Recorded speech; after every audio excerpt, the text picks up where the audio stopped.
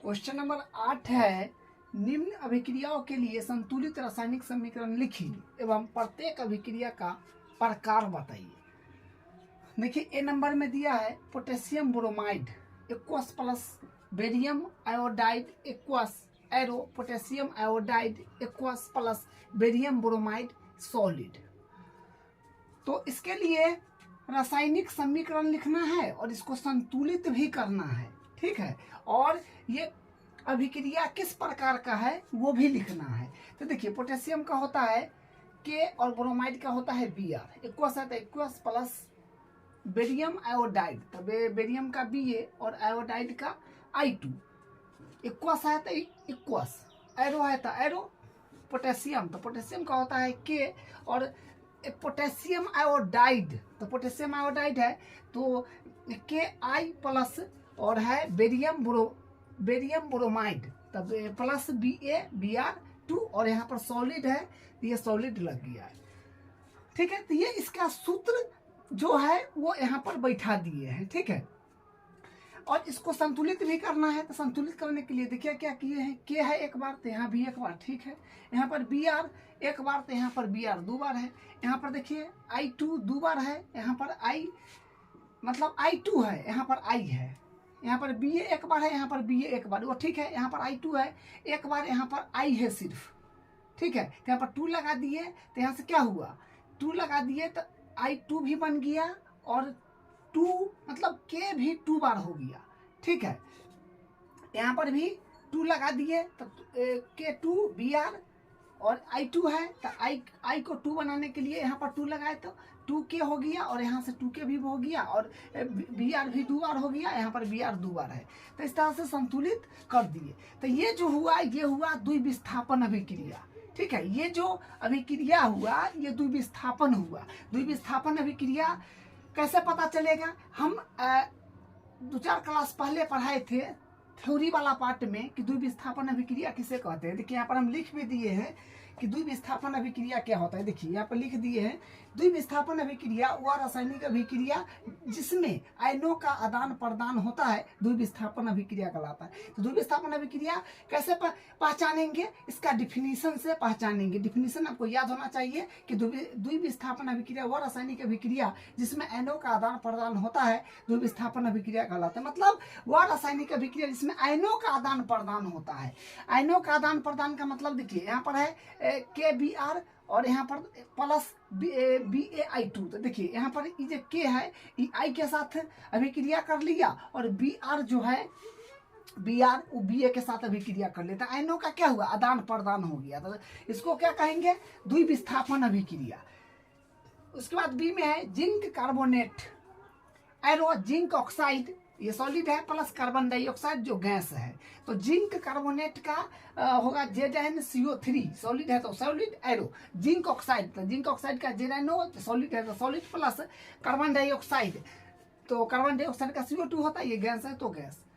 ये संतुलित है ऑलरेडी, ठीक है, ये जो इसके अकॉर्डिंग जो लिखे हैं वो संतुलित होके ही आया है। जैसे Zn एक बार है तो यहाँ पर भी Zn एक बार है, यहाँ पर देखिए O3 तो यहाँ पर देखिए O2 मतलब ये 2 बार एक बार 3 बार, तो ये कॉम्बिनेशन बन गया, कार्बन एक बार तो कार्बन एक बार कॉम्बिनेशन बन गया। तो ये हुआ वियोजन अभिक्रिया, क्योंकि जो यहाँ पर अभिक्रिया है उसका रासायनिक समीकरण लिखना है, उसको संतुलित भी करना है, तो संतुलित हो गया ना।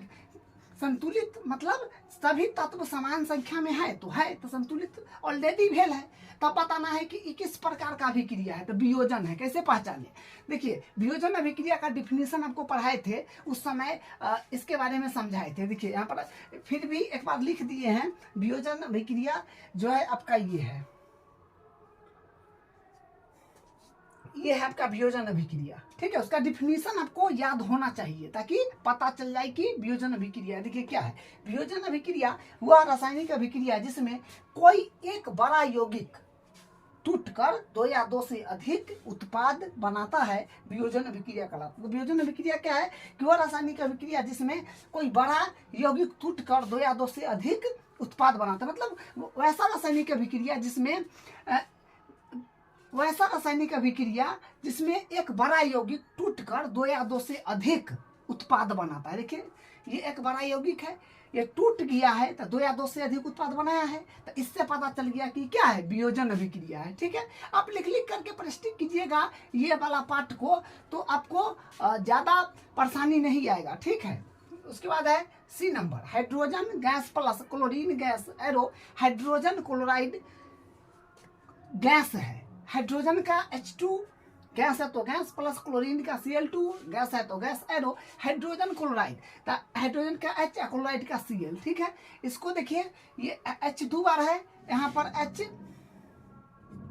देखिए यहाँ पर H दो बार है, यहाँ पर H एक ही बार है, तो यहाँ पर 2 लगा दीजिएगा तो संतुलित, क्योंकि संतुलित भी ना करना है, ये अभिक्रिया दे दिया क्वेश्चन है, और आप इसका समीकरण लिख लिए। समीकरण लिखने के बाद इसको क्या करना है, संतुलित भी करना है। हाइड्रोजन 2 बार है तो यहाँ पर एक बार था तो हम 2 लगा दिए, तो 2 बार हाइड्रोजन पूरी, यहाँ पर क्लोरीन 2 बार है, तो 2 लगाने से इसका भी काम बन गया, क्लोरीन भी 2 बार हो गया, इधर भी 2 बार है, तो तत्व बराबर संख्या में हो गया, तो हम क्या कहेंगे, तत्व बराबर संख्या में हो गया तो हम कहेंगे कि ये संतुलित हो गया। ठीक है, तो ये कैसा अभिक्रिया है, तो ये संयोजन अभिक्रिया। कैसे पता, देखिए संयोजन अभिक्रिया का हम यहाँ पर डिफिनीशन लिख दिए। देखिए आपको डिफिनीशन रटा हुआ होना चाहिए ताकि आसानी से पता कर सकेंगे आप। जैसे देखिए संयोजन अभिक्रिया क्या है, संयोजन अभिक्रिया देखिए क्या है, संयोजन अभिक्रिया वह रासायनिक अभिक्रिया जिसमें 2 या 2 से अधिक अभिकारक जुड़कर एकल उत्पाद बनाता है, संयोजन अभिक्रिया कहलाता है। क्या है, संयोजन अभिक्रिया कि वह रासायनिक अभिक्रिया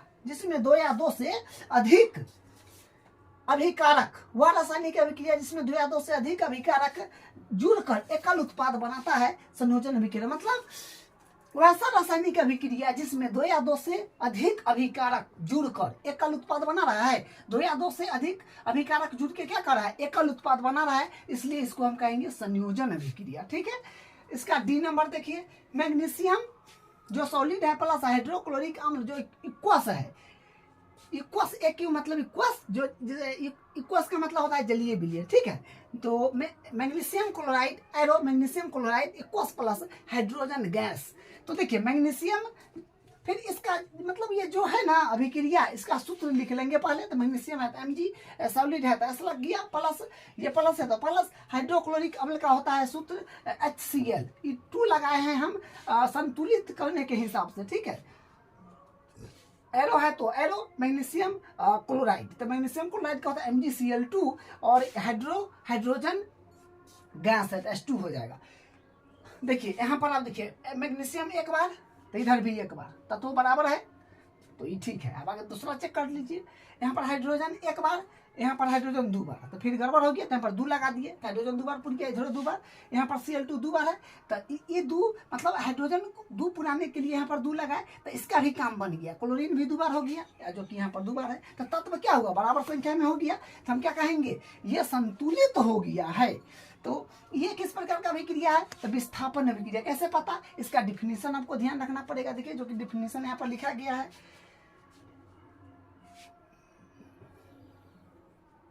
देखिए यहाँ पर डिफिनीशन लिखा गया है, क्या है, विस्थापन अभिक्रिया वह रासायनिक अभिक्रिया जिसमें अधिक क्रियाशील तत्व कम क्रियाशील तत्व के उसी यौगिक में से विस्थापित कर देता है, विस्थापन अभिक्रिया कहलाता है। क्या है, देखिए वह रासायनिक अभिक्रिया, विस्थापन अभिक्रिया क्या है, वह रासायनिक अभिक्रिया जिसमें अधिक क्रियाशील तत्व, मतलब वह रासायनिक अभिक्रिया जिसमें अधिक क्रियाशील तत्व कम क्रियाशील तत्व के उसी यौगिक में से विस्थापित कर देता है, विस्थापन अभिक्रिया कहलाता है। जैसे ये आपको पढ़ाए थे थ्योरी वाले क्लास में, के से लेकर के के से लेकर के AU तक का तत्व जो है ये एक ग्रुप में आता है, और के से लेकर के H तक मतलब इतना तत्व जो है ये आपका के से H तक, जिसमें के है, Na है, Ca, Mg, AU, Ag है, Ag, Zn, Fe, Pbh, ये है अधिक क्रियाशील तत्व। और नीचे जो है H के बाद जो है Cu, Hg, Ag, Au, ये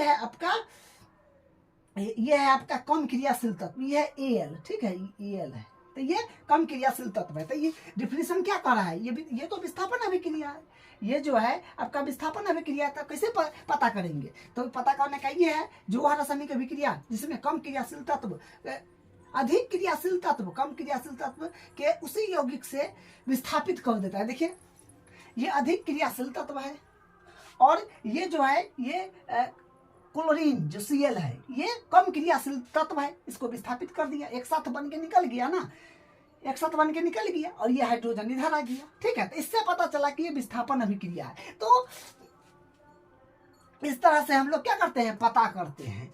तो देखिए आपको याद रहना चाहिए वियोजन अभिक्रिया, विस्थापन अभिक्रिया, संयोजन अभिक्रिया, विस्थापन, तो आप फटाफट पकड़ लेंगे। ठीक है, और ये संतुलित भी है, देख लीजिए संतुलित भी है। अब अगला क्वेश्चन है 9वां, ऊष्माक्षेपी एवं ऊष्माशोषी अभिक्रिया का क्या अर्थ है, उदाहरण दीजिए। मतलब ऊष्माक्षेपी एवं ऊष्माशोषी अभिक्रिया का क्या अर्थ है, उदाहरण दीजिए। ये इंपॉर्टेंट क्वेश्चन है, ठीक है, एग्जाम के दृष्टि से।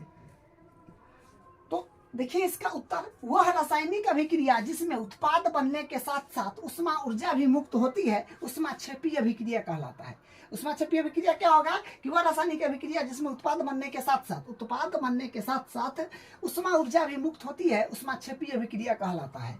जैसे देखिए एग्जाम्पल, C जो कि सॉलिड है प्लस O2 जो गैस है, एरो CO2 जो गैस है, प्लस उष्मा, मतलब उष्मा ऊर्जा, इसमें प्लस उष्मा ऊर्जा लगा दीजिएगा तो ये क्या हो गया, उष्मा क्षेपी हो जाएगा। ठीक है, दूसरा देखिए CaO जो सॉलिड है प्लस H2O जो लिक्विड है, एरो CaOH इक्वल्स प्लस उष्मा ऊर्जा, तो सब में प्लस उष्मा ऊर्जा लगल है, तो इसका मतलब क्या है, उष्मा क्षेपी अभिक्रिया। इसमें देख लीजिए CH4G प्लस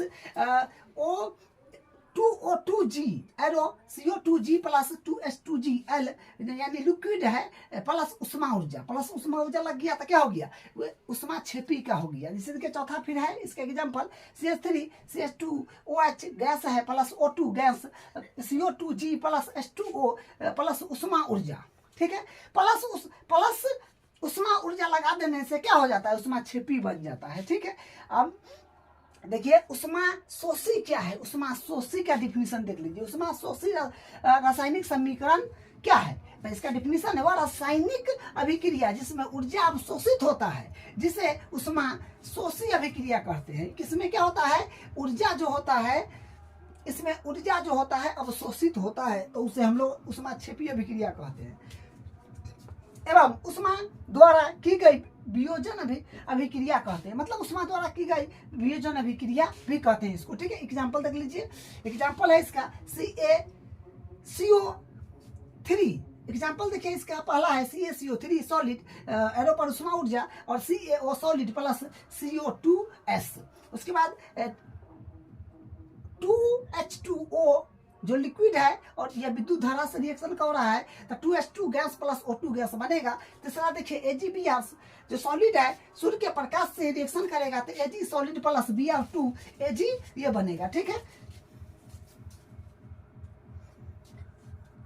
तो ये हुआ, तो ये रहा आपका ऊष्माक्षेपी का रहा, और ये रहा आपका ऊष्माशोषी का। ठीक है, तो ये ऊष्माक्षेपी और ऊष्माशोषी का रहा। अब देखिए अगला 10वां क्वेश्चन है श्वसन। ये भी काफी इंपॉर्टेंट क्वेश्चन है एग्जाम की दृष्टि से।